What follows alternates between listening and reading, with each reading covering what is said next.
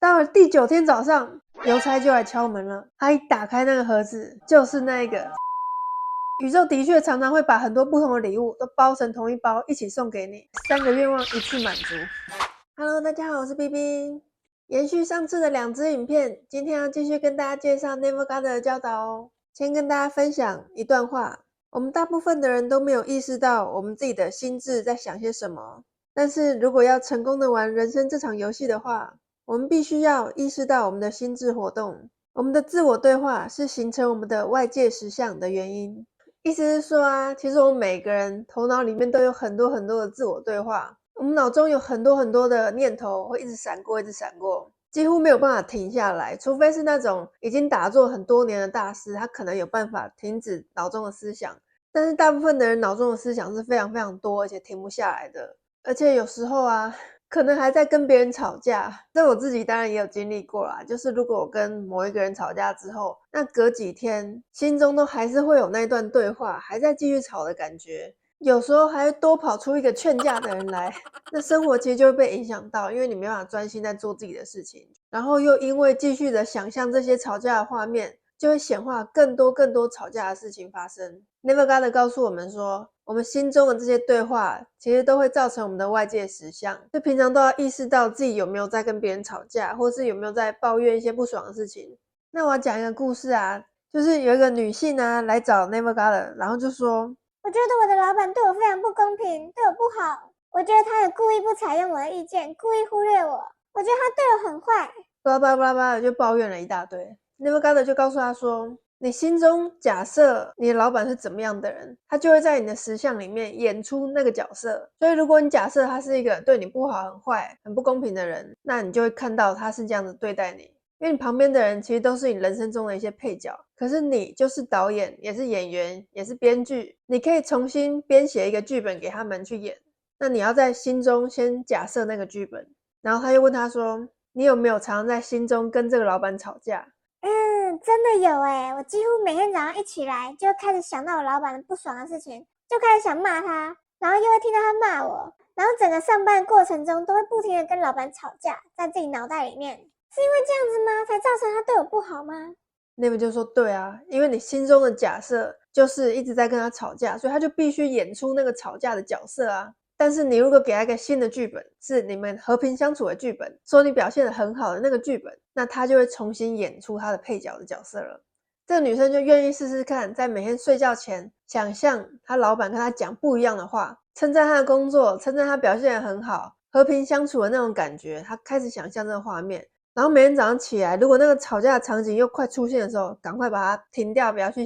想另外一个场景。工作的时候也是，就是要克制自己，不要去想那个吵架的画面，一定要去想两个人融洽相处的画面。结果真的很快，他的老板就完全改变态度了，就突然对他很好，夸奖他表现得很好，完全不像之前的那一个人，完全变了一个人一样，真的非常不可思议。因为其实啊，人生真的是很像一场游戏，你旁边的人都是配合你演出的配角，你可以决定要给他什么样的剧本，他就会配合你演出。如果你开始不喜欢这演出的内容，你就要赶快改变你的剧本。只要在脑中睡觉前重复想象那个画面，它很快就会变成你新的实相。这是一个阿嬷发生的事情，她有个儿子、媳妇，还有个孙子，然后他们没有住在一起。可是因为有一天他跟他媳妇吵架之后，他的媳妇、儿子跟他的孙子就再也没有理他了。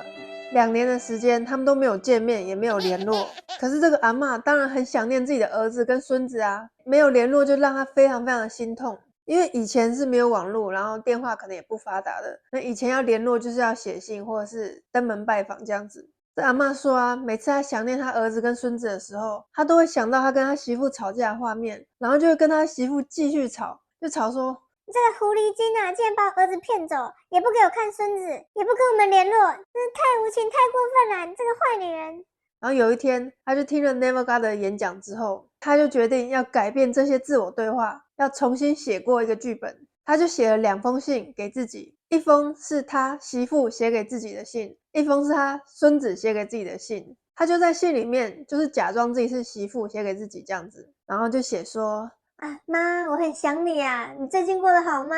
我们很想念你之类的。然后他也假装自己是他的孙子，写给自己的信嘛，就写说阿嬷，我好想你哦，我已经几岁了，好久没看到你了，你最近好不好啊？阿嬷，我爱你。每天晚上睡前他就去念这封信，就是想象媳妇跟自己讲这些话，想象孙子跟自己讲这些话，他会念好几遍这些信，很开心的睡着这样子。他每个晚上都这样做哦，连续做了8个晚上。到了第9天早上，邮差就来敲门了，叩叩叩，一打开是一个包裹，里面有2封信，一封是他媳妇写给他的，一封是他孙子写给他的，内容就是妈，你最近好吗？我们很想你，我们要去拜访你，也请你来看看我们。孙子写给他的信也是非常充满爱，就是阿嬷我好想你啊，阿嬷很棒很棒什么之类的。这2封信就跟他原本写给自己的几乎是一模一样，而且只花了8天的时间，在第9天就收到信了，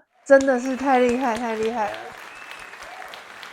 来跟大家分享几句话，拒绝你现在感官所给你的证据，你只要假设你的愿望已经成真。意思是说，你现在感官感受到的，像是你眼睛看到的东西，耳朵听到的东西，或是你摸到的东西，拒绝掉这些证据，你要忽略你现在感官所看见的，就是忽略 3D 啦。你一定要 focus 在你的愿望已经成真，忽略现在 3D 给你的东西。你仔细想嘛，你现在看到的东西其实都是过去式它不是现在式哦。你看到一本笔记本，这个是我过去买的，所以这是过去式。我看到任何东西都是因为我过去把它放在这里所以它在这，都是过去式。你看到的东西没有一个是现在式，你的现在式只在你的脑袋里面，就是你的想象里面，所以你要去 focus 在你的意识，那才是现在式。意识是唯一的实相，3D 就是过去式了。再来这个故事我觉得很感人哦，昨天在看的时候不小心还流泪了。她是一个大概20岁或30岁的女性，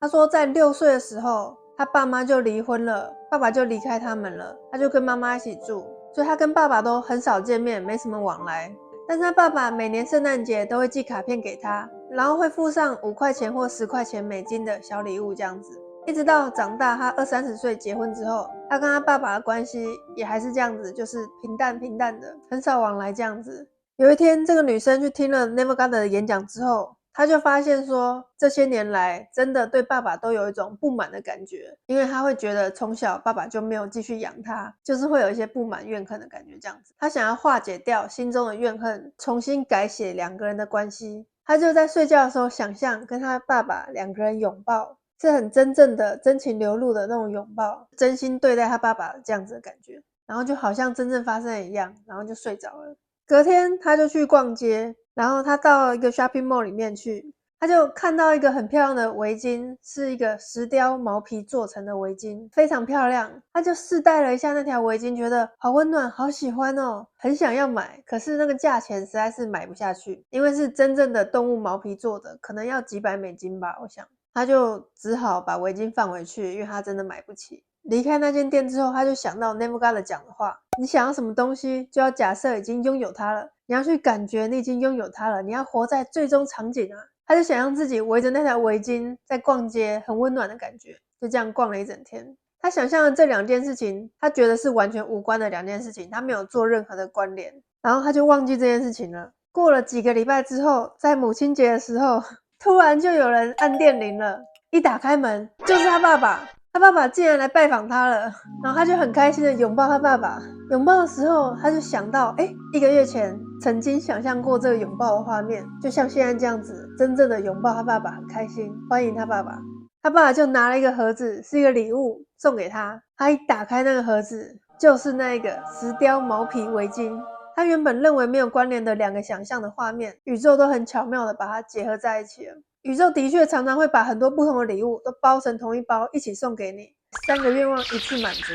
所以有时候你可能下了一个订单，你觉得好像等了很久，可是事实上它是为了要把它很多个订单一起包装送给你，所以让你等了一下下。这边要提醒大家不要去买动物的毛皮哦，因为这个故事是几十年前，那时候比较没有爱护动物的意识，但现在有了，所以我们要爱护动物哦，不要使用皮草。再来要分享一句话，你用假设可以赢得一些东西，是你没办法用武力去赢得的。你有这样的经验吗？你可能跟家人有不同的想法，不同的目标，那你可能会觉得很心累啊，到底要怎么样让他来同意你呢？你就会以为你要用武力去解决，我要抗议，我要争取，我要表现我的不爽，我要离家出走，一哭二闹三上吊，用吵吵闹闹去要你要的东西。但是你有了假设法则之后，你完全不需要用武力去解决这件事情，因为宇宙绝对有办法让这件事情圆满的达成。接下来这个故事我真的很喜欢，我就用 Never Gonna 的角度来讲这个故事。他说啊，有一个下午，有一个很年轻的阿嬷，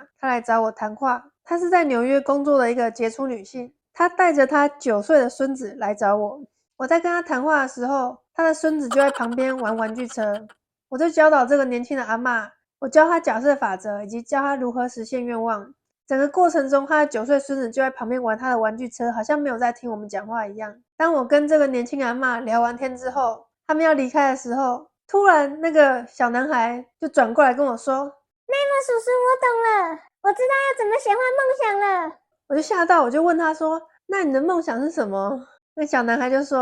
我想要养一只狗，我想要养柯林犬。然后他阿嬷突然就变脸，就说，你不可以养狗，你爸妈绝对不会让你养狗的，你爸爸最讨厌狗了，你不知道吗？内蒙叔叔不是这个意思，你绝对不可能养狗的。然后小男孩就说，可是 Never 叔叔说，你想要的什么愿望你都可以达成啊，没有不可能的事情，而且你只要每天晚上想，你就会达成哦。所以我可以养狗了，太好了，太好了！他妈就很生气，搞事囡仔，你听不懂哦，你不可以养狗啦，你爸爸绝对不会让你养狗的，叭叭叭叭叭就一直念。然后那个阿嬷跟孙子就离开了。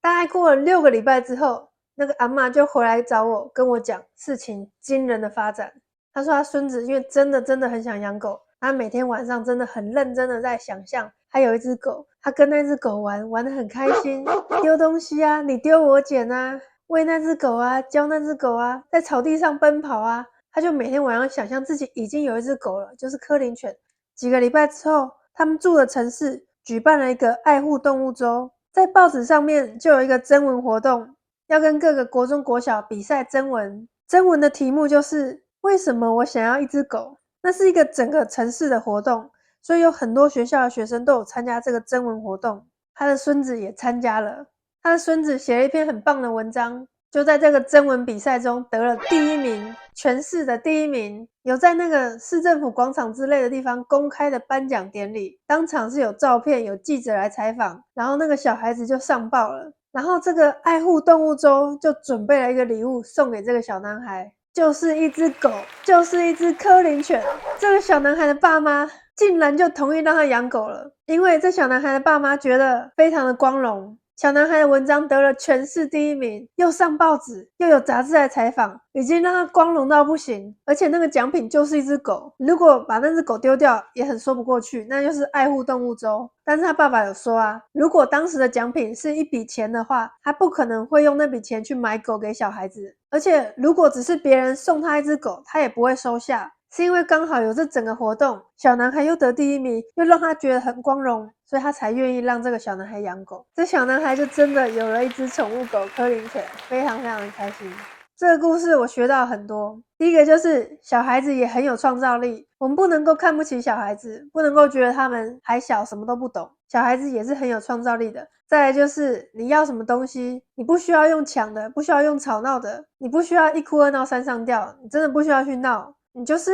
好好的去想象就对了，就是把它显化出来，因为宇宙都有方法去说服他们，让这件事情很完美的落幕，只要用假设法则就可以了。接下来分享一下观众成功案例哦，谢谢你们留言，可以继续踊跃留言哦。他说前阵子同事问我要不要订饮料，我就很开心的说我要喝冰淇淋红茶，那一阵子真的很想喝。过了半小时之后，突然对面的50人就跑来跟我们公司说他们遇到弃单，所以这些饮料请我们喝，里面刚好就有一杯我想喝的，连甜度冰块都一模一样，超开心的。而且后来我有遇到我很想买的运动跑鞋，本来想说等周年庆的时候可以趁打折再买，没想到我同事有认识可以拿，直接就打55折，比我预期的还便宜，而且还早就拿到，真的超神奇的，很棒。听 U 劝说，因为听 U 劝他上次有显化一个成功的案例，他说我还有一个故事，就是我女儿也显化成功啦。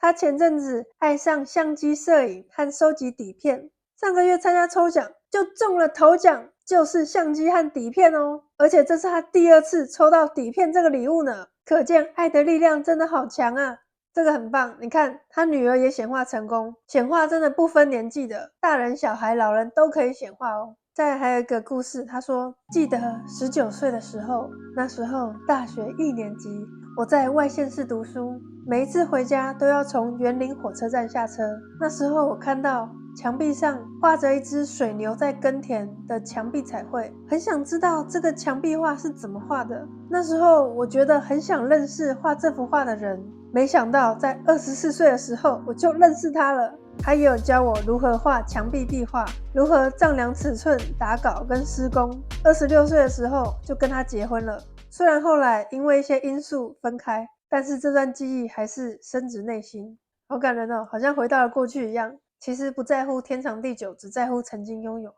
再来还有他说上礼拜四我扛了3袋很重的行李，从树林搭火车回家。下班时间的区间车人非常多，很挤，而且我站着也没办法滑手机，我就开始在心里各种不断的感谢。感谢到一半，我就跟宇宙说我想要一个位置，然后我正前方的位置马上就空出来了。但是过了一下，有一个妈妈带着一个小朋友上车，所以我就让位给这个小孩子。但是我就马上瞄准另外一个座位，跟宇宙说我喜欢这个位置。本来在睡觉的中年男子在下一站突然就惊醒，就下车了。我知道这个就是显化，谢谢宇宙。没错，还有这个他说今天要骑 U-Bike 去运动，结果发现一台都没有，真的超级晴天霹雳的。马上就跟宇宙许愿，等一下一定会有车可以骑。结果不到5分钟，马上就有一群人回来还了6台车，真的太棒了。哦，再来还有这个，他说我跟家人要去宜兰旅游，可是在雪山隧道的路上就突然下大雨了。我跟他们说到了宜兰就会好天气了，而且不会出太阳，天气会凉凉的很舒服，他们都没说什么。结果到了礁溪就真的没下雨了，而且凉凉的好舒服。我就说你们看吧，吸引力法则成真了。直到我们玩了一整天，离开宜兰回家之后才开始下雨，真是非常棒的一天，超感恩的啦。在这个 Vicky's Life 他说我的工作是业务，每天睡前我都会在我的小本子上面写说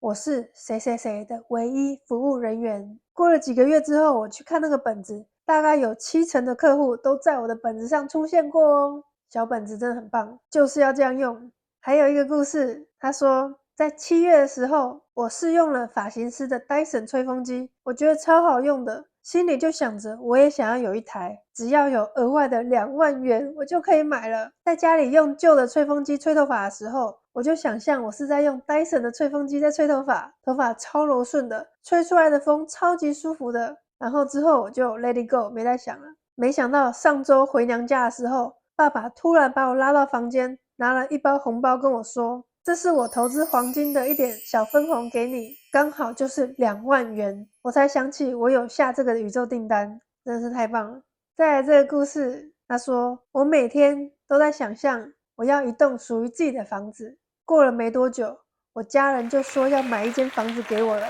谢谢弟弟，真的太棒了，太棒了。我之前的2支影片也是在讲 Never God 的假设法则的哦，也有很多的成功案例，还没看过的可以去看看哦。也欢迎分享你的成功故事哦。那我们下次再见咯，拜拜。